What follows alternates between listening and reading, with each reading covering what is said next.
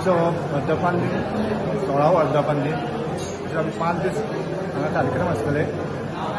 5 दिसा कार्यक्रम जावन मागीर एक पयले दिसा दत्त जयंती दुसरे दिसा एक नाटकुलें आसता, तिसरे दिसा आमची सत्यदत्त पुजा आसता, तशेंच चवथे दिसा एक नाटकुलें आसता आनी एक कार्यक्रम कसो आमी सत्कार मागीर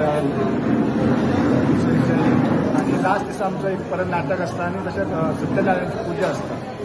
5 दिसाचो गडगड प्रोग्राम आसता आमचो। दत्तवाडी संस्थानाचो हो 16वो वर्धापन दिन आसा आनी बारीकशे खंय रोपटे हांगा उगवल्ले ते आतां व्हडले स्वरूप येयला ताका आनी तशें भाविकांची हांगा ना म्हणटा खूब गर्दी आसता आनी ते भाविकां खातीरूच आमचें हें देवूळ चलता आनी आमची संस्कृती खंय तरी आमी घट धरूंक जाय, हिंदुत्व आमी धरूंक जाय घट, कित्याक आमच्या आतां जे भुरग्यांक आसा ते फाटले दाखोवन दिवंक जाय की देवळां कितें आनी देवळाचें म्हत्व कितें आसा आनी हे हितूनच्यानूच देवळाच्या हितूनच्यानूच आमकां सामाजीक क्षेत्रांत वावर करूंक जाय आमकां। आमच्या ह्या वाड्याक ओरुले म्हणटाले पण ओरुले म्हणून कोण वळखनासले।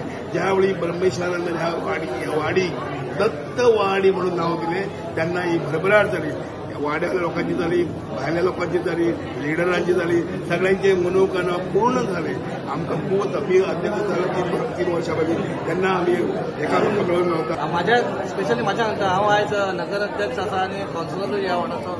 म्हाजी मिसेसूय पयली आसली। आमकां ह्या आमच्या दत्तवाडीन ह्या देवस्थानान खूब मोठो आशिर्वाद दिलो म्हणून आयज आमी हांगा पावले।